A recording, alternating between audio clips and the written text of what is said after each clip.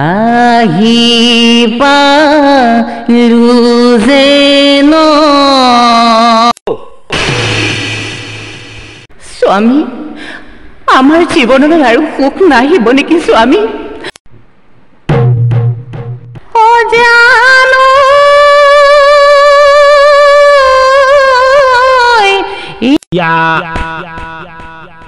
অজানো hi guys স্বাগতম জনাইছোঁ আজি এই নতুন ভিডিঅ'লৈ আৰু 3 নম্বৰ তৰাণীৰ এজন শিল্পীৰ ঘৰলৈ আমি আহিছোঁ আজি আপোনালোকে চাই থাকিব সেই 3 নম্বৰ যিজন মানে শিল্পী বহুত সৰুৰ পৰা হেনো তেখেতে অসমীয়া সংস্কৃতিত জড়িত আছিল আৰু তেখেতে কি নাজানে কি নজনা কি আছে তাৰমানে আপোনালোকক সেইটো মই দেখাবলৈ বিচাৰিছোঁ আপোনালোকে কমেণ্ট কৰি জনাব এইজন দেখিছে আপুনি গম পায় নেকি আমি আহিম বুলি বলক এয়া আমাক তেওঁ গৃহলৈ আমাক নিমন্ত্ৰণ কৰি লৈ আহিছে আমি প্ৰথম বহি লওঁ ন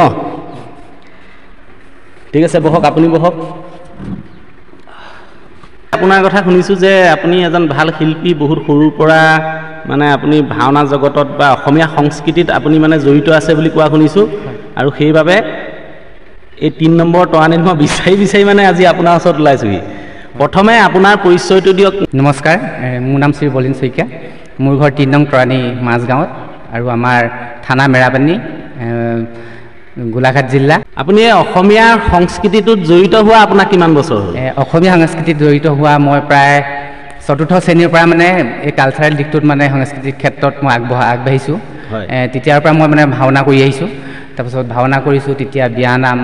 তাৰপিছত বৰগীত আধুনিক গীত জ্যোতি সংগীত ভূপেন্দ্ৰ সংগীত সকলোখিনি মই তেতিয়াৰ পৰা অধ্যয়ন কৰি আহিছিলোঁ তাৰপাছত মই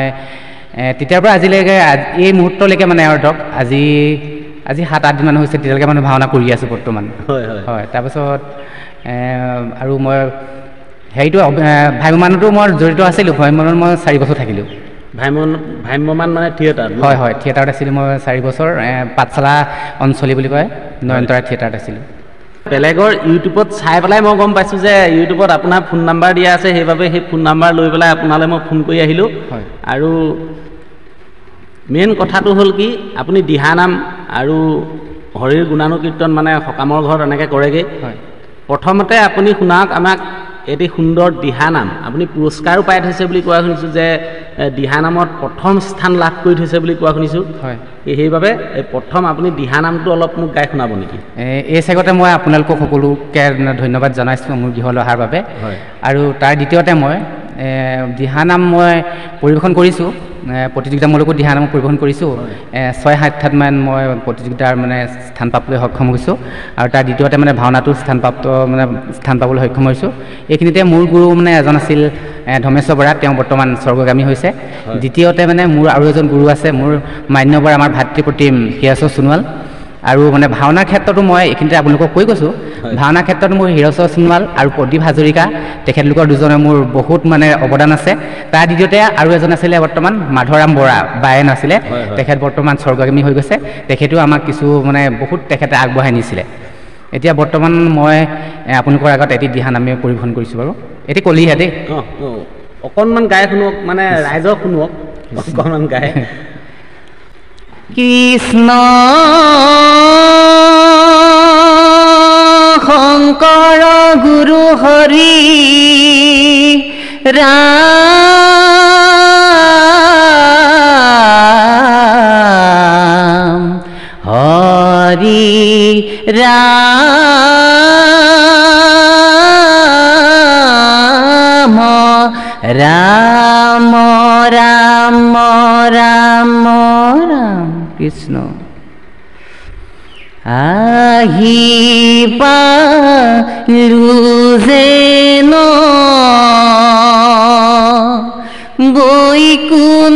বৈকুণ্ঠপুৰী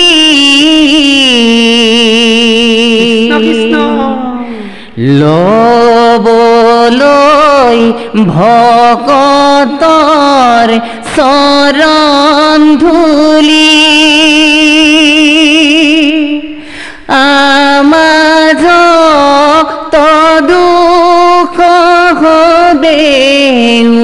ক্ষমিব মাতিছো দয়াময় হৰি হৰি মাতিছো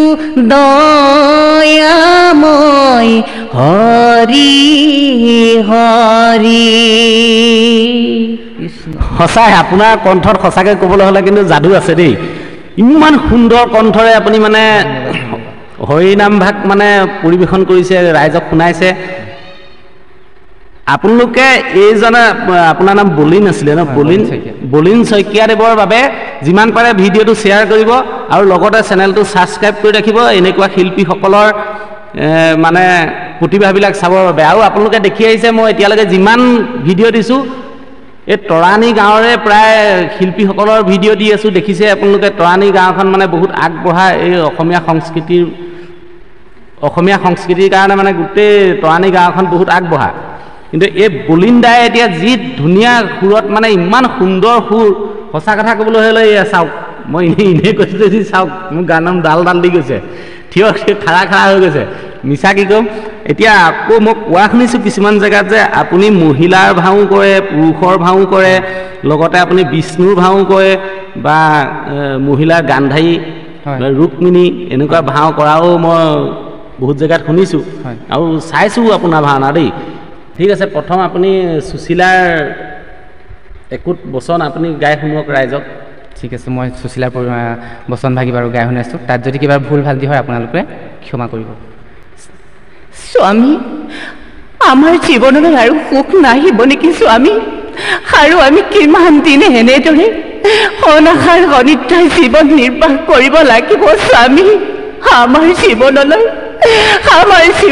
আৰু শান্তি কৰি নাহিব নেকি স্বামী সন্তানৰ খুৰাটোৰ মুখ দেখি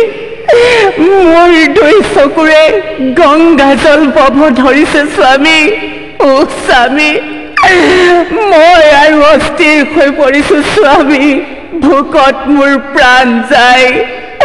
সন্তানৰ খুদাটোৰ মুখ দেখি মই আৰু সহ্য কৰিব পৰা নাই স্বামী আৰু মই সহ্য কৰিব পৰা নাই ধন্যবাদ জনাইছোঁ একদম মোৰ মানে চকু পাতি কিবা ওলাই যা লাগি গৈছে মোৰ ইমান দুখ লাগিছে ইমান সুন্দৰকৈ মানে আপুনি বচনকোট ক'লে মোৰ বিশ্বাস ৰাইজে শুনি ভাল পাব আপোনাৰ আৰু কিছুমান দিহানামৰ হৰিনামৰ কণ্ঠ শুনি ভাল পাব মই জানো আপোনাৰ একদম সঁচাই আপোনাৰ কণ্ঠত মই যাদু আছে বুলি ভাবোঁ ধন্যবাদ তোমালোকক আৰু আপুনি ইমান সুন্দৰকৈ পৰিৱেশন কৰিলে যে দিহানাম ভাগ এই দিহানামৰ আপোনাৰ মানে গুৰুটো আছে গুৰুৰ পৰাই শিকিছে ন আৰু গুৰু নহ'লে কোনো কৰ্মত কোনো সফলো হ'ব নোৱাৰে আপোনাৰ গুৰু আছে বাবেই আপুনি এনেদৰে ধুনীয়াকৈ মানে একদম সুন্দৰকৈ গাব পাৰিছে আৰু সফলো হৈছে এতিয়া আপোনাৰ গুৰুজনৰ নামটো জনাব নেকি গুৰুজন মোৰ প্ৰথম মই যেতিয়া গুৰুজনৰ ওচৰত শিকিছিলোঁ তেখেত ধৰ্মেশ্বৰ বৰা মোক কৈ গৈছিলোঁ আগতে তেখেত বৰ্তমান স্বৰ্গগামী হৈছে আৰু দ্বিতীয়তে আজি 2 বছৰ 3 বছৰ আগতে মই এজন মানে গুৰু হিচাপে লৈছিলোঁ হিয়েশ্বৰ সোণোৱাল তেখেতৰ মোৰ ক্ষেত্ৰত দিহানামৰ ক্ষেত্ৰতো ভাওনা ক্ষেত্ৰতো বহুত অৱদান আছে এই জেগাতে মই তেখেতক সোঁৱৰিছোঁ মানে এতিয়া আপুনি বিহুৰো এনেকৈ ধৰি লওক বিহুৰ মহিলাসকলে যে গায় আপুনি মোৰ বিশ্বাস তাৰমানে দেই আপুনি তাৰমানে মোক কোনেও নক'লেও মোৰ এইটো এটা বিশ্বাস হৈ আছে যে বিহুৰ গ্ৰুপত যিবিলাক নাচনীয়ে গায় আৰু নাচনীয়ে গোৱা আৰু পুৰুষে মানে বিহুৱাই গোৱা এই দুই ভাগৰে আপুনি গাব পাৰিব বুলি মোৰ বিশ্বাস গতিকে প্ৰথমতে আপুনি নাচনীগৰাকীয়ে গোৱা এটি যোজনা তাৰ পাছত মানে বিহুৱাজনে গোৱা এটা যোজনা গাই শুনো ঠিক আছে প্ৰথমতে মই নাচনীয়ে গোৱা যোজনা ফাঁকি গাই যাওঁ তাত যদি ভুল হয় আপোনালোকে শুধৰাই ল'ব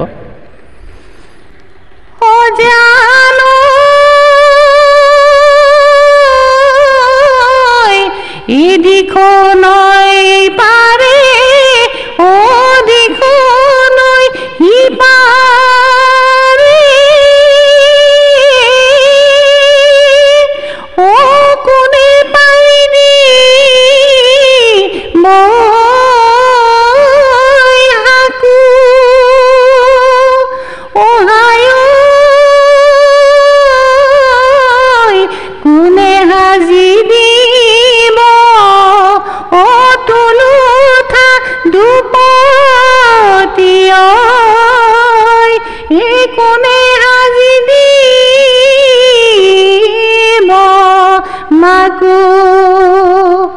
ও জানো এ ধন চিৰি নৈ পাৰে হৈ এ ধপলিয়াই আহিলো ও জীয়ালু কলি আও বৰত ও জানো এই তোমাকে বিচাৰি ও ঘৰ বাৰী এৰিলো এ তোমাক নোপালো হি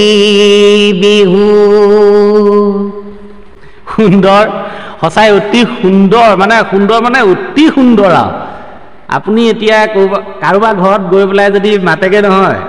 যে বাইদেউ ওলাই আহক বুলি যদি আপুনি মহিলাৰ মাত দি মাতে মানুহে মহিলা বুলিয়ে ভাবিব ইমান সুন্দৰকৈ মানে গাইছে মোৰ মানে ক'বলৈ একো ভাষাই নাই বলিন্দাৰ যিটো ফোন নাম্বাৰ আপোনালোকৰ যদি দিহা নামত বা কাৰোবাৰ ঘৰত নেগেৰা নাম গাবলৈ বা ক'ৰবাত বিহু মাৰিবলৈ বা বিহুৰ কোনোবাই যদি নিমন্ত্ৰণ কৰে লগতে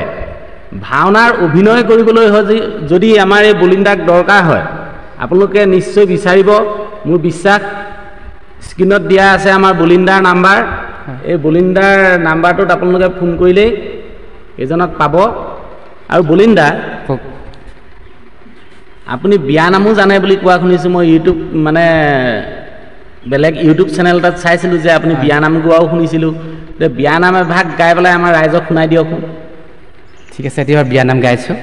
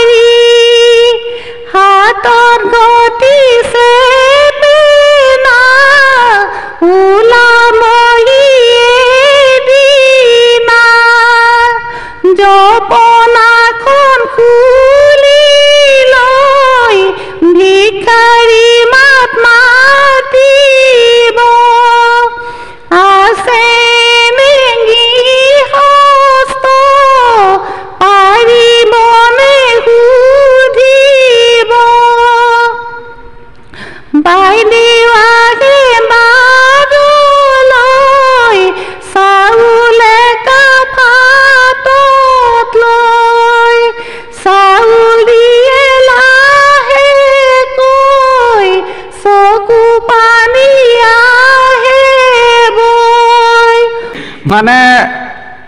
ক'বলৈ একো ভাষাই নাই বুলি ক'লোঁ বলিন্দা আপুনি ইমানখিনি যে ইমান মানে আপোনাৰ প্ৰতিভা আপোনাৰ দিহা নামৰ গুৰু বা বিহুৰ গুৰু ভাওনাৰো গুৰু প্ৰত্যেকৰে বেলেগ বেলেগ গুৰু নে নাই একেজন নহয় আচলতে মই দিহা নামৰহে মোৰ গুৰু আছে কিন্তু বিয়া নাম মানে মই সৰুতে মানে অধ্যয়ন কৰা ধৰক মুখে মুখে আমাৰ আয়তীসকলে যেতিয়া মানে বিয়াত গায় তেতিয়াতো মই বিয়া নামত মই প্ৰতিযোগিতা কৰিছিলোঁ 2-3 ঠাইত পাইছিলোঁ কিন্তু এতিয়া বয়স হ'ল যে কিছুমান আমাৰ স্মৃতিশক্তিটো ধৰক অলপ কমি আহিছে আৰু যিমানখিনি গাব লাগে সিমানে আৰু তথাপিতো আপুনি কৈছে মোৰ বয়স হ'ল মোৰ হিচাপত আপুনি এতিয়া ডেকাই হৈ আছে হয় জানো মোৰ হিচাপত আপুনি ডেকাই হৈ আছে আৰু ৰাইজে আশীৰ্বাদ কৰিব আমাৰ ফালৰ পৰা আশীৰ্বাদ থাকিল যে দীৰ্ঘজীৱী হওক এই দাদাজন আপোনালোকেও আশীৰ্বাদ কৰিব যাতে অসমীয়া সংস্কৃতিত তেখেতে আৰু অলপ আগবাঢ়ি যাব পাৰে বাৰু বলিন্দা আপুনি অসমীয়া সংস্কৃতিৰ এতিয়া আমাৰ মানে ৰাইজক যিখিনি আপুনি গাই শুনালে তাৰ বাহিৰে আপুনি আৰু কিবা জানেনে তাৰ বাহিৰে মানে মই অভিনয় ক্ষেত্ৰতে বেছি আগবঢ়া আৰু দিহা নামত ধৰক বিয়া নামত আৰু তাৰ বাহিৰে আৰু মই খেতি বাতি কৰোঁ আৰু ঘৰতে বেলেগ মানে মোৰ ধৰক কাম বন বেলেগ চাকৰি জবটো একো নাই গম পাইছে এনেকৈ চলি আছোঁ আৰু বৰ্তমান হয় হয় ভাল হ'ব আৰু আপোনাৰ ঘৰত কোন কেনেকৈ আছে মোৰ ঘৰত দাদা 3জন দাদা 2জন আছে বৰ্তমান আমি ককাই ভাই 3জন মই সৰু তাৰপিছত বাইদেউ এগৰাকী মোৰ ভতিজা আছে ছোৱালীও আছিলে ভতিজা তেওঁলোকক বিয়া দিলোঁ আমাৰ এখন ডাঙৰ পৰিয়াল মানে আমাৰতো হয় হয় মই সৰু বাৰু হয় বলিন্দা কওক আপুনি যে এতিয়া যিবিলাক আমাৰ ৰাইজক ধৰি লওক দিহানাম বিহু যোজনা আপুনি ভাওনাৰ মানে যিবিলাক বচনৰ মানে ডাইলগ ক'লে হয় তাৰ বাহিৰে আপুনি আৰু কিবা জানে নেকি তাৰ বাহিৰে মই আধুনিক গীত গাওঁ তাৰপিছত ভূপেন্দ্ৰ সংগীত আকৌ বিহুগীত তাৰপিছত লোকগীত বৰগীতো আগতে পৰিৱেশন কৰিছিলোঁ হয় সেইকেইটাই মই তেনেকেই মানে ধৰক গাওঁ আৰু প্ৰথমে আমাৰ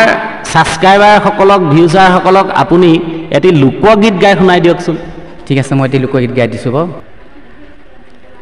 কিনো সুন্দৰ নেচাই কোঁৱৰ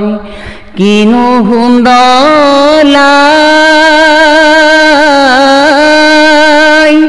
কিনো দুষ্ট লৰা ৰজা দয়াময়া নাই দয়াময়া নাই কিনো সুন্দৰলে চাই কুঁৱৰী কিনো সুন্দৰ লাই কিনো দুষ্ট লৰা ৰজা দয়া ময়া নাই শুনা শুনা নাৰী গণ জয়াৰে কাহিনী জয়া কথা শুনিলে মোৰ ওলাই চকু পানী কিনো সুন্দৰলে চাই কুঁৱৰী কিনো সুন্দৰ লাই কিনো দুষ্ট লৰা ৰজা দয়াময়া নাই দয়াময়া নাই অতি সুন্দৰ গাইছে দেই মই আপোনালোকক কৈছোঁ যে মই প্ৰথমতেই কৈ লৈছোঁ বলিন্দাৰ কণ্ঠত সঁচাই যাদু আছে আপোনালোকে দেখিয়ে আছে আৰু শুনি আছে কি সুন্দৰ কণ্ঠ একো ভাবিবই নোৱাৰি মানে তাৰ বাহিৰে আপুনি আৰু যে গান গৈছিলে এয়া আপুনি লোকগীত গালে হয় তাৰ পাছত আপুনি এটি বিহুগীত গাই শুনাওক আমাৰ ৰাইজক ঠিক আছে নাহৰ ফুলা বতৰত মাজনী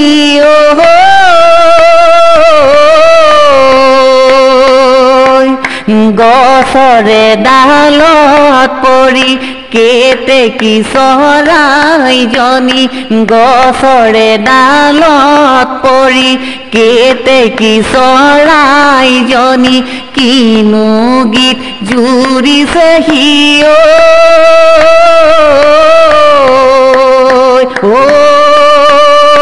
উলাহতে নাচি বাগি কাকে মাতে উলাহতে নাচি বাগি কাকে মাতে ও জান বহনা ও জান বহনা ও জান বহনা ও জান বহনা মোৰে জান বহনা মোৰে জান বহনা তুমি সুন্দৰ একদম সুন্দৰ গাইছে তাৰ বাহিৰে আপুনি আৰু যে গান কৈছিলে কি গান কৈছিলে মই পাহৰি গৈছোঁগৈ মানে আপোনাৰ কণ্ঠ শুনিয়ে আপুনি কি তাৰমানে পিছত কি গান ক'লে মই সেইটো পাহৰি গৈছোঁ তাৰমানে ইমান সুন্দৰ কণ্ঠ মানে শুনি মই একদম একান্ত মানে শুনিহে আছোঁ আৰু এটি বৰগীত গাওঁ তেতিয়াহ'লে বৰগীত গাব হয় ঠিক আছে বৰগীত এভাগ গাই শুনাওক আলু ভাই চলৱাই কজাই বৃন্দাবনে আলু ভাই চলৱাই কজাই বৃন্দাবনে দেখো গয়া আনন্দ নয়নে আলু ভাই চলৱাই কজাই বৃন্দাবনে। সঁচাই সুন্দৰ লাগিলে। মই প্ৰথম আপোনালোকক একদম প্ৰথমেই কৈছোঁ যে এইজন তৰাণী ৩ নম্বৰ তৰাণী শিল্পী, এইজন ৩ নম্বৰ তৰাণী শিল্পীয়ে কি নাজানে? আপোনালোকক সকলো গাই শুনালেই মই কৈছিলোঁ কি নাজানে কি। গতিকে আপোনালোকে দেখিলে, সেইবাবে এই বলিন্দাৰ বাবে আপোনালোকে যিমান পাৰে ভিডিঅ'টো শ্বেয়াৰ কৰিব আৰু নীলমণি গগৈ চেনেলটো ছাবস্ক্ৰাইব কৰিব। এইখিনিতে মই তোমালোকক বহুত বহুত শুভেচ্ছা জ্ঞাপন কৰিছোঁ।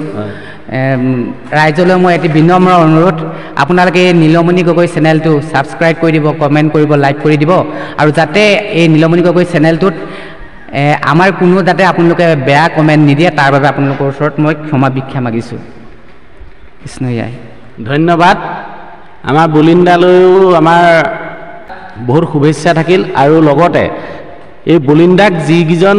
মানে গুৰুৱে শিকাইছিলে তেওঁলোকলৈও অশেষ ধন্যবাদ থাকিল, যে যাতে এই বলিন্দাই যেনেকৈ আগবাঢ়ি গৈছে অসমীয়া সংস্কৃতিটোত, ঠিক তেনেদৰে আৰু উঠি অহা প্ৰজন্মকো যাতে আমাৰ বলিন্দা লেখীয়া এজন যুৱকে মানে শিল্পীয়ে তেওঁলোককো উঠি অহা প্ৰজন্মক যাতে আগবঢ়াই নিব, সেয়াই আমি কামনা কৰিছোঁ। আৰু নেক্সট ভিডিঅ' চাবৰ বাবে চেনেলটো ছাবস্ক্ৰাইব আৰু শ্বেয়াৰ কৰিব নাপাহৰিব। ধন্যবাদ।